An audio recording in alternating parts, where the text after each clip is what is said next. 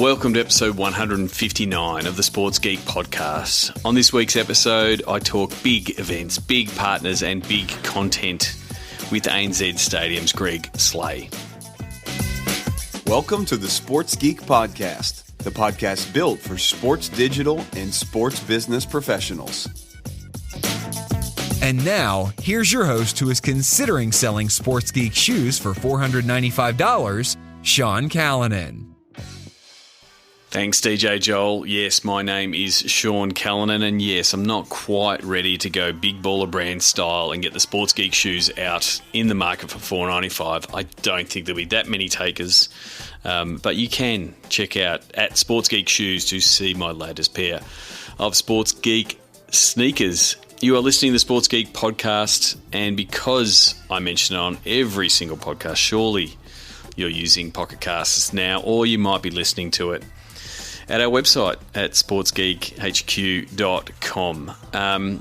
Really looking forward to this chat. I was up in Sydney just last week and went out to ANZ Stadium, recorded it at ANZ Stadium. Got a long history with ANZ Stadium. They were one of my first clients in 2010. Helped them set up their initial social strategy around using Facebook and Twitter, and a few things around their digital. And so had a good discussion with Greg, a long-time friend of the pod and a friend of mine. We actually discussed how we were both at the 2014 NRL Grand Final where we saw the Rabbitohs win. So if you want to know a little bit more about the stadium business, and I was really interested to hear Greg talk about content as the way he was describing all the different events, and that's pretty much it. We're all in the content business, and even stadium operators. So I hope you enjoy this chat I had with Greg Sleigh from ANZ Stadium.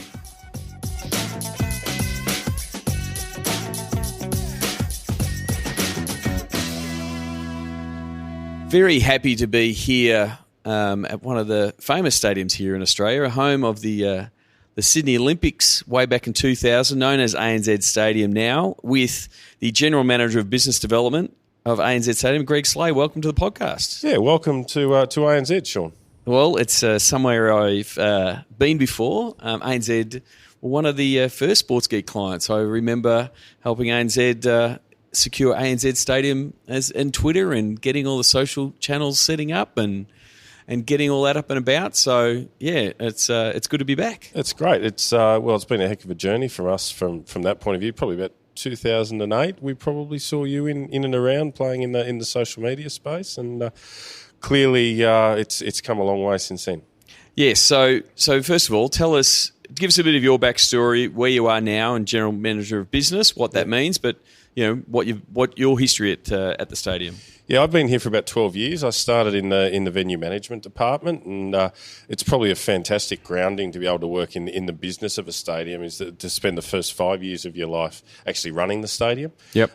You get a bit of a feel for the nuts and bolts and actually understand what works and what doesn't. So for the past 6 years, I've been the General Manager of Business Development, and I get out of bed to secure content for the stadium under any number of different models, and then work with our hirers, our partners, to promote that content and commercialise it, and then put on the very best events we can.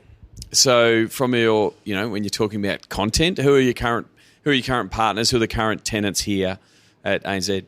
Yeah, we've got a heap of long-term tenants, primarily through the National Rugby League. 5 clubs currently play matches out of here, namely the South Sydney Rabbitohs, Canterbury Bulldogs, the West Tigers, Parramatta Eels, and the St George Illawarra Dragons. So we this year will host 36 premiership matches through the NRL. We're also fortunate enough to host a series of West Sydney Wanderers games in the A-League, including their Sydney derbies, and then some major events. The National Rugby League State of Origin, we're the home of the grand final. We're Sydney's home for the Bledisloe Cup for another 7 years. So we've got a pretty diverse event schedule of long-term tenants. It sits at about 44, 45 events a year. And then you also, on top of that, have special events, concerts, those kind of things as well? Yeah, that's. I guess that's where the cream is put on the cake. And in a year like this year, we've had a phenomenal year. We started the year with Guns N' Roses, 2 unbelievable nights of Adele at 97,000, and Justin Bieber 3 days later. So we were 5 shows in the space of about 8 weeks. We currently sit 8 internationally on the Polestar ratings for stadiums. And then we look for some other content. So we've been fortunate enough to play host to Arsenal FC for 2 matches in July in their pre-season tour. And looking forward towards the end of the year, we've got one of our favourite nights of the year with Feld Entertainment and Monster Jam, where we'll put 50,000 people in here to see the monster trucks go around in October. And is that where you bring in the dirt, you put up the jumps and all of that? Yeah, it's a really special night for us. I mean, we've been doing working with that on Feld for 5 years now. Bring in the dirt, bring in the big trucks, and as I say, I mean, we'll see the Colt and Monster Jam that'll drag another 50,000 Sydney-siders in for a big night in October. And so, what are some of the differences from a stadium point of view from running, the regular long-term content like the Rabbitohs games and the NRL games, that kind of stuff, to having a week where you've got to roll out Adele in her box to put her in the middle of the stadium, and then she starts singing and turning around for Justin Bieber, because they're pretty diverse, different crowds. Yeah. Like, what's it from a stadium operations point of view? I think they're both really important and clearly very different. I mean, we wouldn't be the stadium we were without our long-term tenants, and our business is predicated on the fact that we have those 44 or 45 very important event nights that we do every year. Where it becomes a little bit different, a little bit more exciting because you are doing something different is when you bring in Adele or you bring a Monster Jam in, and really it becomes a massive operational feat. To get them in. I mean, it's probably a 4 or 5 day exercise to load an event of that nature in. It's probably a 3-month exercise from a front of house point of view to actually understand what that means. I mean, Adele put 96,000 people in here 2 nights in a row. But what that brought with it was 15,000 more people in the stadium is now used to holding. Yep. 15,000 more people than the transport systems are used to bringing into the precinct. So it was a heck of a journey with Live Nation and with Adele's management to actually sit down and go, all right, well, we're used to 83. What's it like to have 100,000 people in here? What are we going to do a little bit differently? And I think across Australia, that's where the quality of the venue managers that we're lucky enough to have out here came to the fore. In that wherever she went, she played in front of massive crowds, but reasonably well coordinated ones. People could get in on time. They got out, and they had a fantastic time while they were here. And then, so how does something like, bringing Arsenal here for the 2 games, they played the Wanderers and Sydney FC, where does those how does that business development, how does that deal come together? Yeah.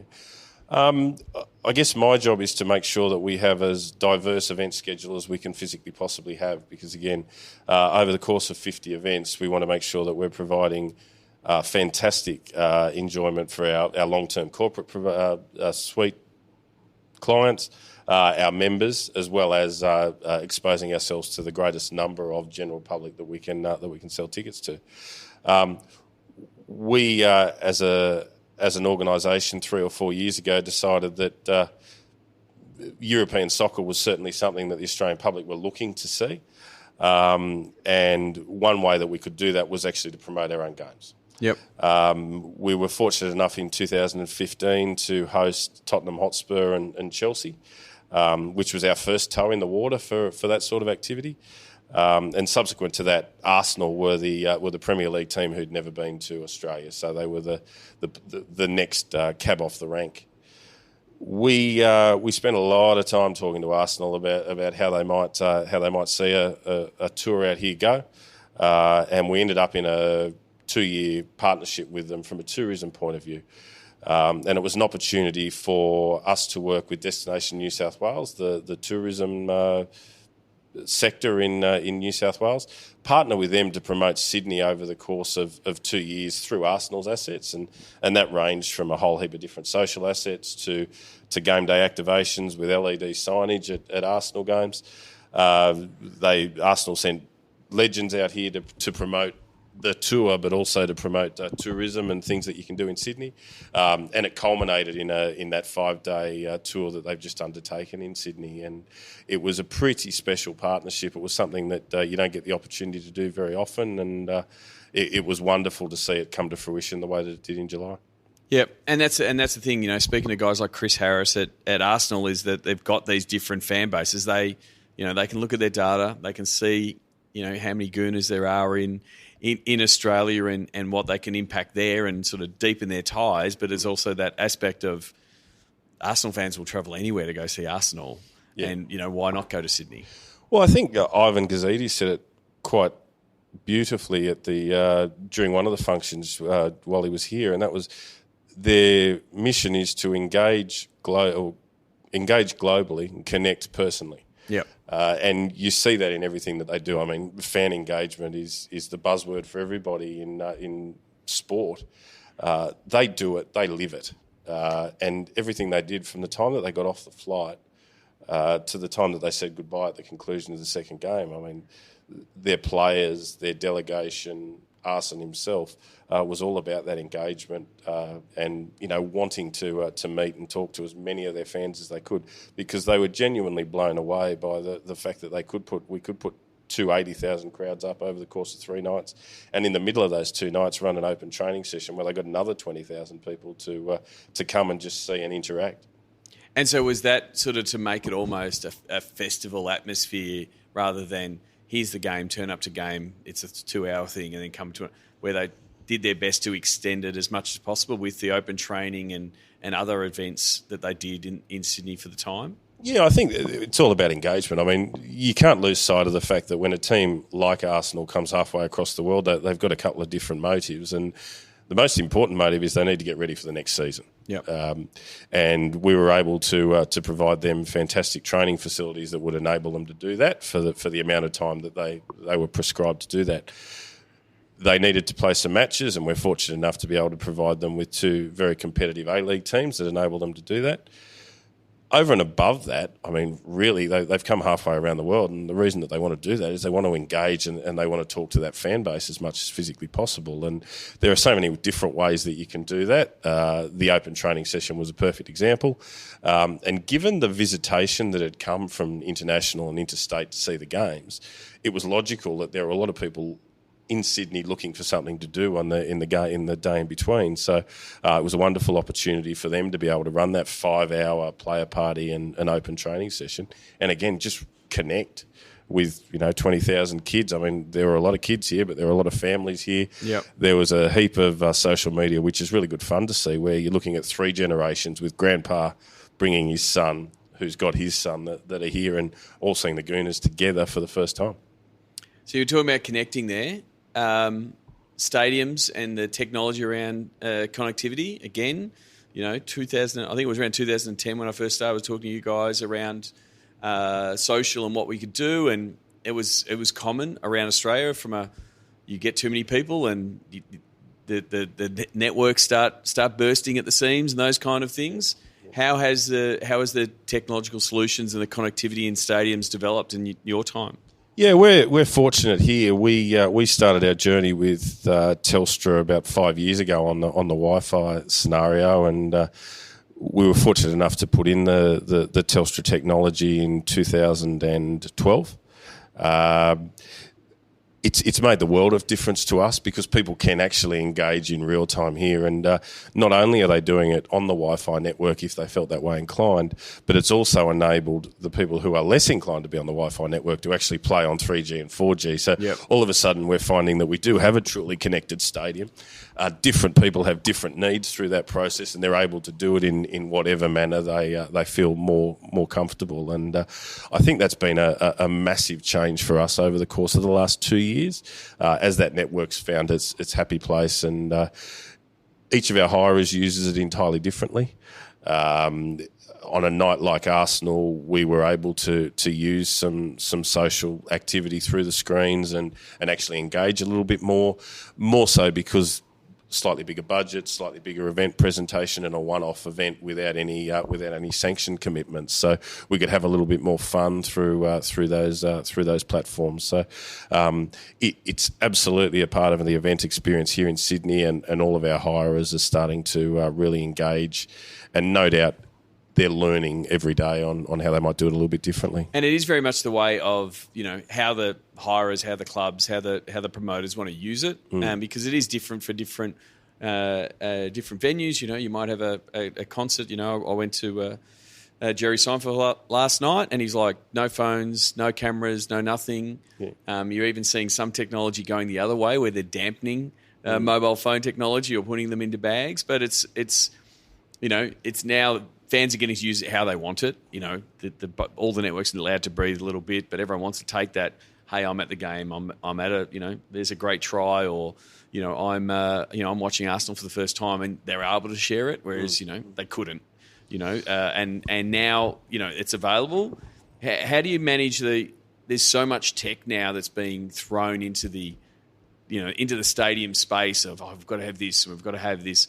How do you start balancing how much is too much, and how much is it improving the fan experience, or is it is it a slight incremental, and is that slight incremental really important? I think 3 years ago, there are a heap of different players in the space, unfortunately, and the stadiums they provide a platform for other people to be clever. Yep. And maybe 3 or 4 years ago, there was a little bit of an arm wrestle between the codes and the hirers and the broadcasters and the stadiums, who all knew that there was an aspiration to do something in this space. But there is a tendency to fall over yourselves unless you can actually find your happy space between all those different groups. So I think we as a stadium have taken a step back. We know that we've got a very important role to provide a platform. It's then incumbent upon our hirers, who are all come from different codes, to work out what that digital experience needs to look like.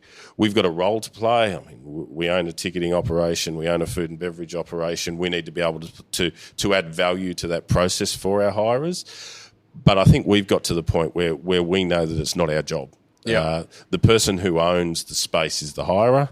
They'll do that with a broadcaster and with a code. They need to own that digital event experience, and we need to supplement it as and when appropriate. Yeah, and I think the whole the Wi-Fi as a utility of a stadium, again, if you go back a bit further, it was like, when's the Wi-Fi coming in? Who pays for it? That kind of that's the platform. Wi-Fi is seen as a utility, the same as bathrooms and food and those kind of, and transport. As long as that's sorted, that what you were just saying there about the platform.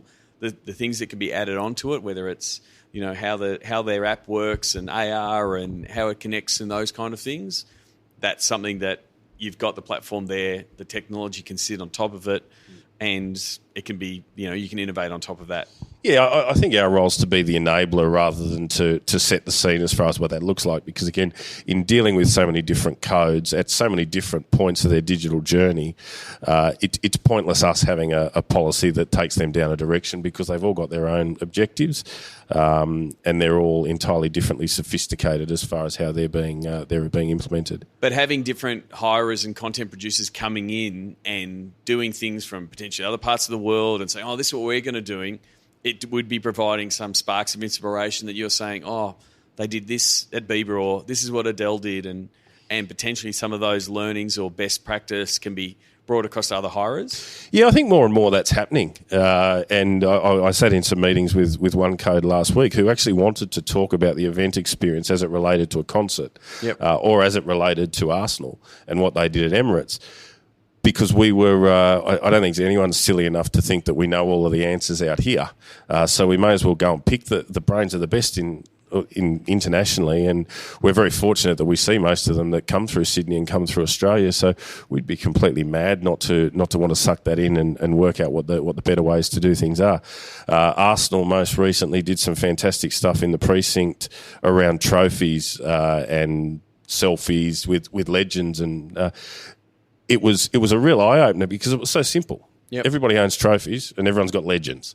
But to actually put all of them together, put them outside and see the buzz that created, as there was a line that went all the way down Olympic Boulevard to get your photo taken with Ray Parlour and the Invincibles trophy, we could do that in Australia every week with a different trophy under different circumstances. Yep. And it was great to be able to see someone bring that halfway across the world and see what sort of an impression it left. So looking forward in the way that, the stadium continues to evolve, both with who's coming in and the services that you're providing, what are you seeing in the future from an ANZ Stadium and then I guess the larger group that you're part of?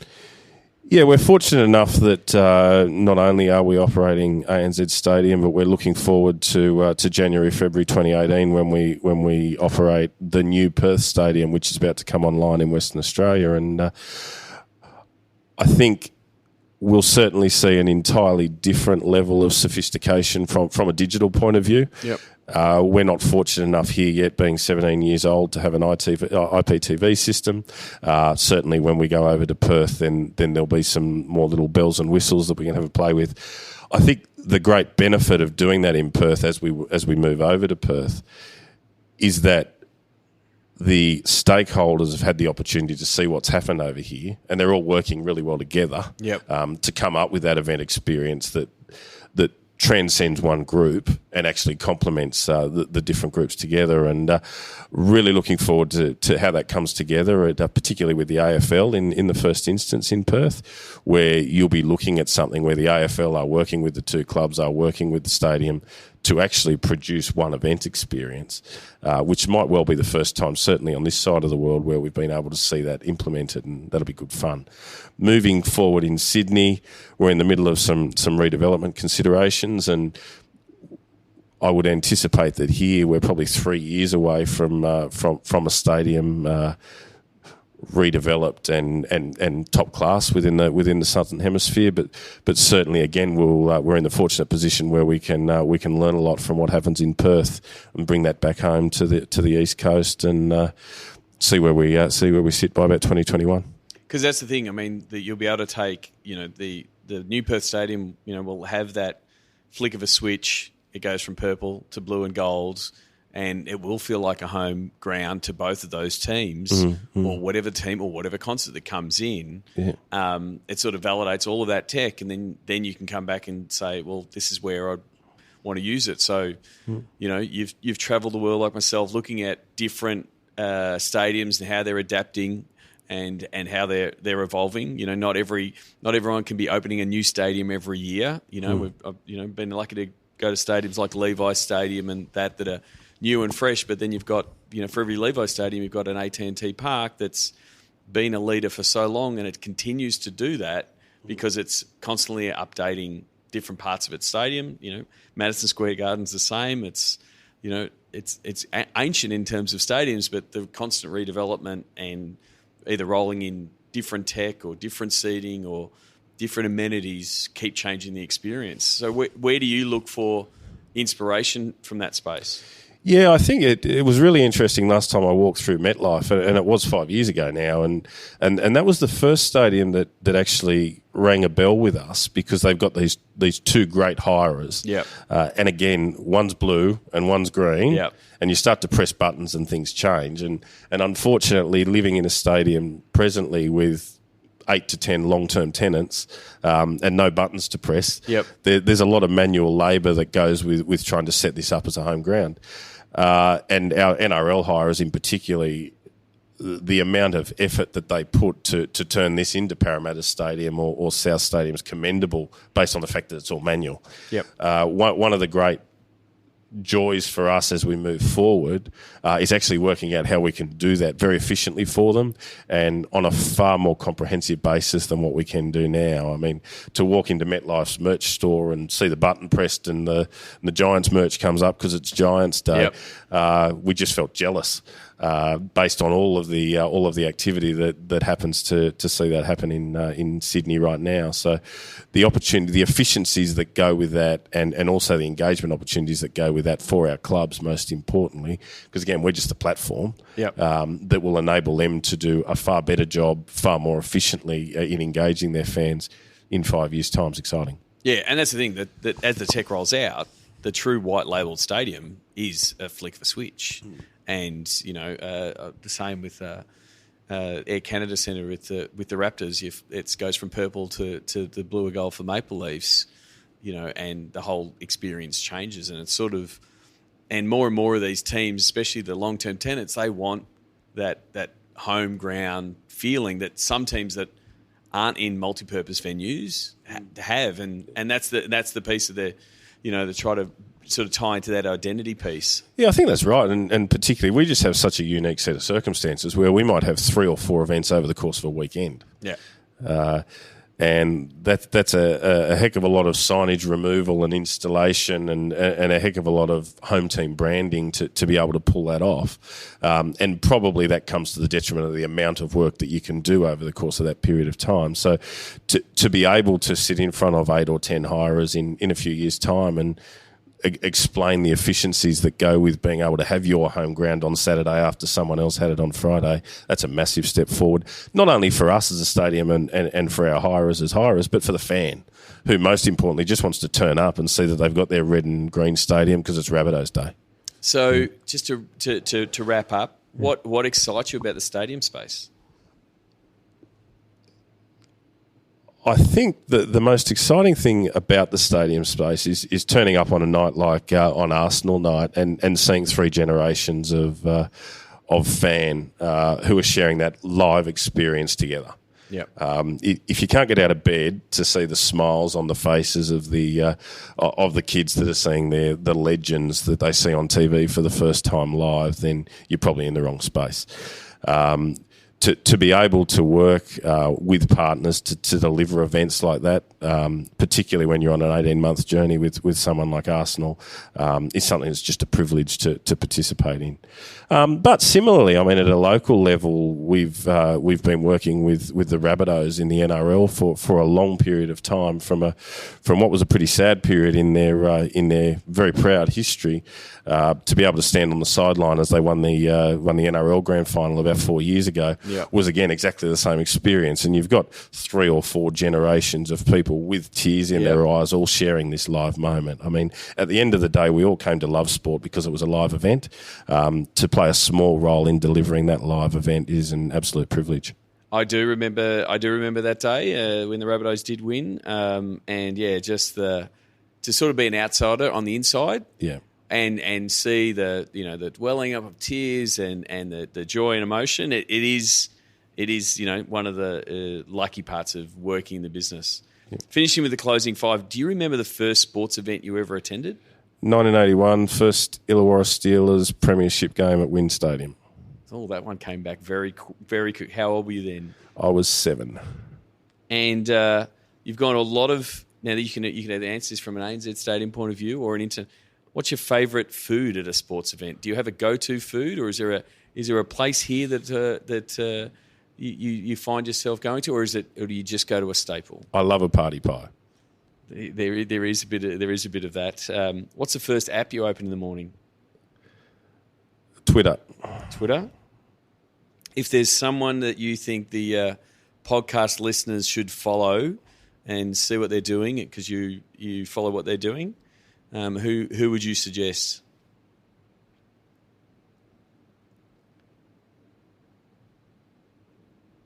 Troy Kirby. Troy, fellow podcaster. Yes, definitely. I would second that. And if you were to have to pick a social media platform and say it's the MVP, either you can do it personally or from the stadium's point of view, what one would it be? I'm actually loving Instagram at the moment, having seen the fun that we had during that Arsenal tour and the engagement. I would say Instagram. And it is, from a stadium and a precinct point of view, it is the easiest one to see what's happening.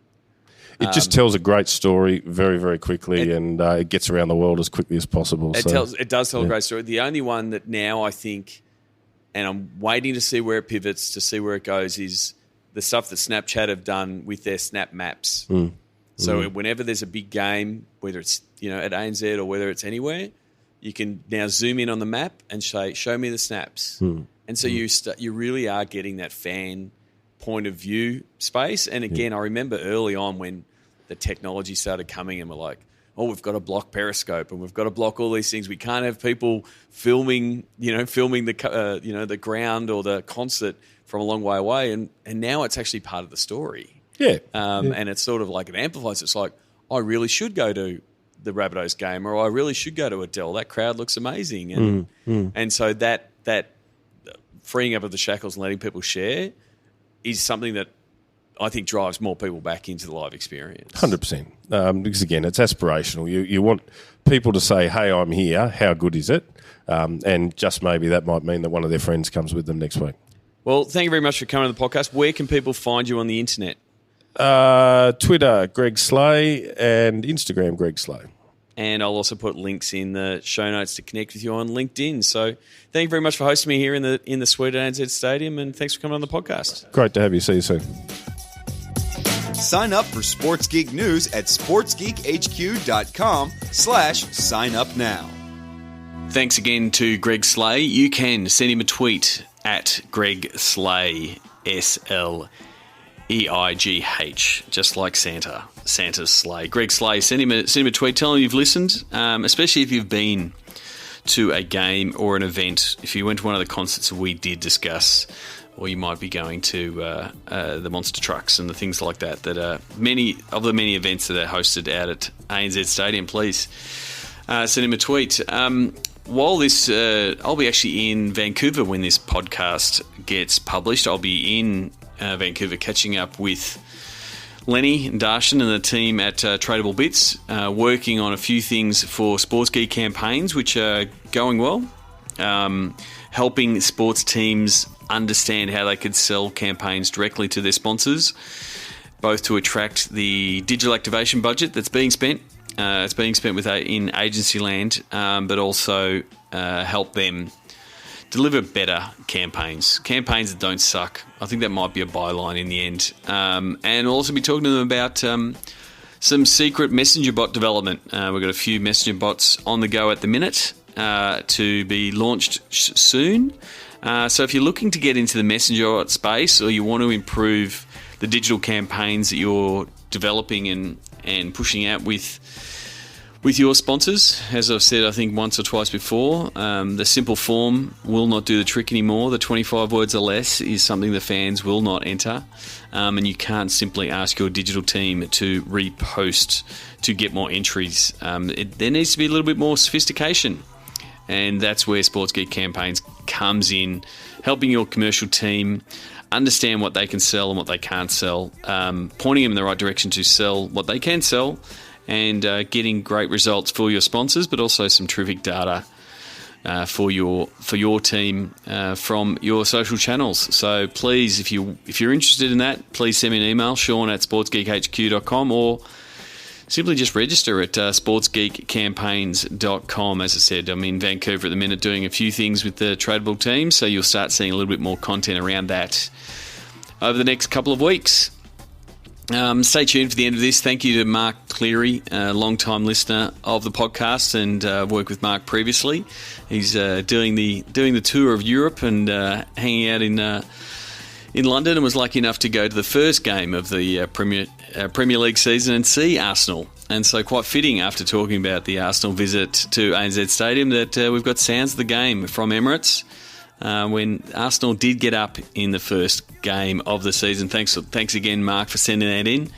And as always, if you've pulled your phone out and recorded some video at a game, please send it in. Happy to use it for sounds of the game, and it's just another way for me to find out that you listen to the podcast, which I'm always trying to figure out. Until next episode, when I will be on my way back to Melbourne after being in Vancouver and then heading to Los Angeles for Podcast Movement. I'll be in Los Angeles later this week, so follow along. Podcast Movement 17, I think it'll be PM17 or Pod Movement. Have to check what the hashtags are, but looking into the latest developments in the podcast scene and seeing how sports can better leverage podcasting. I'm loving what ESPN are doing in the space to widen the scope of what podcasts can be, and definitely introduce more sports fans to podcasting. Check out 30 for 30 podcast if you haven't already. Excellent production, and I think it opens up opportunities for both sports and athletes teams as well to get into the podcasting space.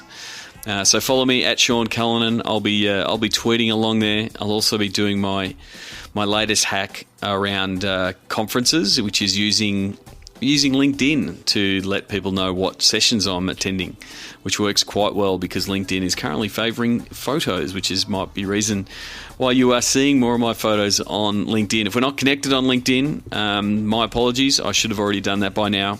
But you can send me a connection and please say you listen to the podcast so I know that you're not just another random that's sending me an invite. Until next episode, my name is Sean Callanan and you've been listening to the Sports Geek Podcast. Join over 1,000 sports business executives in Sports Biz Slack. Go to sportsgeekhq.com/Slack. Please leave a review on iTunes. Go to sportsgeekhq.com/iTunes. Find out how to drive between $8,000 and $30,000 in profit for each digital campaign you sell sponsors. Check out sportsgeekcampaigns.com. Just like Jimmy Butler, you can call Sean anytime at 614-407-0407-200.